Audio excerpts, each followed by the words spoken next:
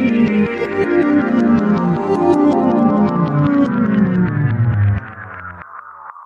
tis, welcome back sa aking channel. This is Chris Alan. Ang ngayong araw papanoorin natin yung teaser trailer from Walt Disney Studios on their upcoming live adaptation movie of a very popular cartoon with the title Snow White. So hindi ko na ito patatagali pa, papanoorin natin trailer and later ibibigay ko ang reaction and opinion ko on the movie. So let's go!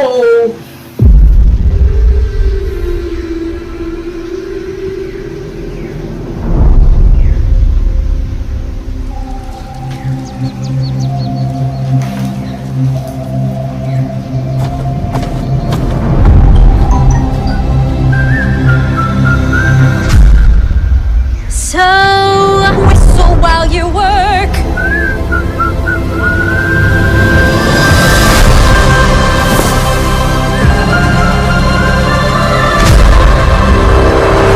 Whistle while you work.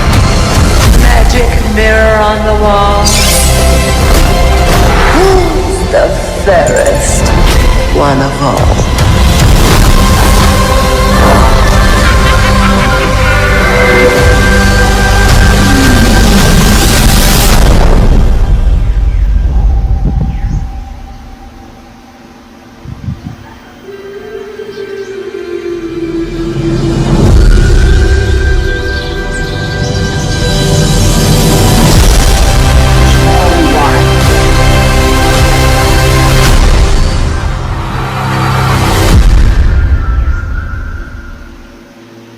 Okay, there you go.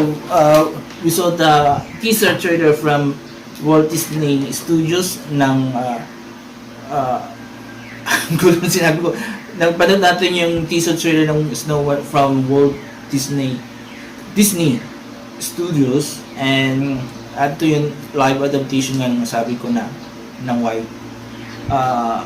Snow White. And based dun sa trailer, I can say maganda yung magagawa. So far so good, nandun yung vibe nung cartoon, and I can still feel it. And even though meron akong nababasa lately, especially during the release of this teaser, and people are hating the trailer because of yung parang daw yung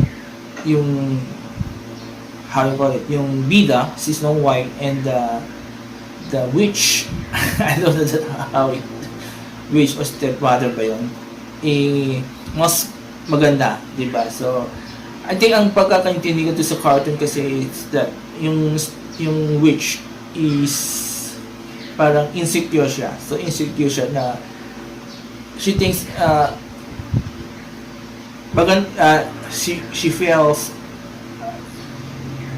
feels na maganda siya pero na-insecure pa rin siya. So parang hindi ko mag-gets yung parang hate ng mga ibang audience or fans about this movie.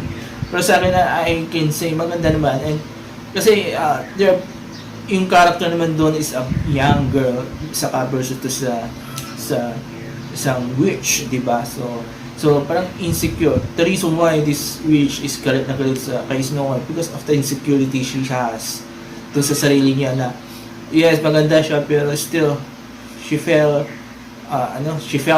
that she is not as beautiful as than Snow White. So ganun. So CGI parang kabuuan ng movie is filled with CGI. So parang yung mga talagang character, yung human character talaga, yung live character talaga ay yung si Snow White, yung witch, saka yung prinsipe. So everyone is with CGI, especially the dwarf, diba? 12 dwarf na I think din mga real tao yun pero with the use of CGI, diba, na form na. So I can say excited ako dito sa movie na to, even though this is not the first time na we saw a live adaptation. If not mistaken, I've seen one in the past. Yun lang, hindi CGI yung mga duwende. Yeah. So even here in the Philippines, we have a adaptation of this uh, cartoon. So totally hindi siya first time, pero yun lang, first time na gagamitan ng CGI, especially sa pagdating sa mga dwarf, diba? So again, I have a high expectation for this despite of the hate that this movie is getting from fans of Snow White. I still have the high expectation, and I hope hindi siya matulad sa mga previous live adaptation ng Walt Disney na nakaka-disappoint, especially yung nawawala yung vibe niya from the cartoon itself, tapos from cartoon to the live adaptation nawawala, like yung Mulan, yung Aladdin, sino pa na totally ibang-ibang dating nung ginawa ng live adaptation. So hopefully they will stick to the original story, they will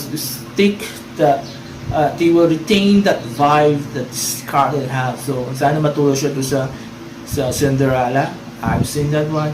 Yung sino yun? Yung bata, si Mowgli. Even the Lion King movie, medyo maraming hate because sabi na nila live adaptation, pero majority is CGI, diba? So yun, so Jungle Book pala yung tinuturo kanina kay Mowgli, and sino pa yung isa? Cinderella, yun, so far yun, so Cinderella and Jungle Book was the best adaptation so far, live adaptations. The rest from Jungle Book onwards, before mag Snow White, lahat failure because they removed the vibe nung cartoon, and parang hindi siya masyadong panoorin. So hoping that this movie will retain that vibe coming from na we get from the cartoon itself. So yeah. So kayo mga quiz mga guys, at least wala, are you excited to see the live adaptation of Snow White? So mag-comment kayo dito sa baba, at kung nagustuhan nyo yung trailer, mag-comment din kayo sa baba, and if nagustuhan nyo naman binigay kong reaction and opinion ko on the said trailer, mag-comment kayo dito sa baba, and I will read all your comments, and I will try to interact para makapag-share tayo ng mga thoughts natin, opinion, haka-haka, theories about this movie. So, there you go. Before I end this video, please don't forget these 4 things while watching my videos on my channel. Comment, like, share, and subscribe to my channels. Dapat ng People Presents, Proudly Vlogs, The Alan's Usual, and ang pinagtala ka dyan. Ano pa nang sabi ko? Yun lang. So, that's all. So, thank you very much. Have a nice day, and bye-bye.